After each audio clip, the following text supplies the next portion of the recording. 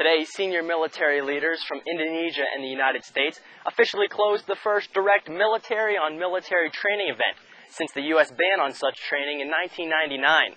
Fire! The training conducted in Bandung with the Indonesian Air Force was called a Joint Combined Exchange of Training, often known as a JCET, and routinely familiar with many Pacific military. Soldiers with the 1st Special Forces Group came to the country to train and redevelop a relationship with the Indonesian military during this Pacific Command exercise, following the State Department's lead. Recently, the progress that they've made with regard to reform politically and economically has removed some obstacles to our working with them, and that's a good news story. As I said, an important country. It's the 3rd largest democracy in the world. It's the largest Muslim population in the world. And more importantly, it's had a history of being a moderate voice in the Islamic community, Islamic world. So working with Indonesia is absolutely in our best interest. And this JCET has been significant because of that. It marks the first time that we've been able to come back in here. For 3 weeks, soldiers worked with the Indonesian Air Force Special Operations members, teaching them close-quarter battle, crisis action planning, and advanced life-saving. Okay. The students are now going through their final exercise.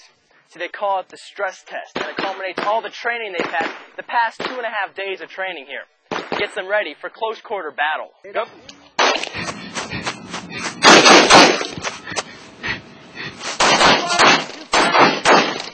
This is definitely a solid relationship that we're establishing with the Indonesians here. This is a big milestone for us to conduct training alongside the Indonesian Armed Forces, and hopefully the deployment of our detachment will be the first step for future deployments as well. All in all, the training is designed to promote a healthy relationship with the two militaries, as well as increase the capacity of the Indonesian military. The success in the war on terror is very much dependent on being able to work with our counterparts, helping them develop their capabilities so that they can protect their interests. And that's what this JCET was all about. We were able to, as I said, to work directly with the Air Force Special Ops folks and help them build capacity that in turn will allow them to fight their war on terror and protect their vital interests here in Southeast Asia. Indonesian First Lieutenant Togat Sibirian was in charge of the Indonesians during the training and conveyed that the training they received was just as important as the bonds that were forged. Of course, absolutely. Because, you know, the first thing, we met a new friends, and the second one, I think that we learned so many things that maybe we haven't learned about it before.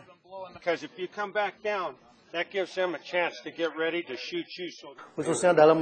We should thank to God that the relationship between the two countries, Indonesia and America, in the form of education and training, which is once taught, then reopened in 2005. The purpose of this activity is to improve our soldier professionalism, and we are looking forward for having this program again and again next future.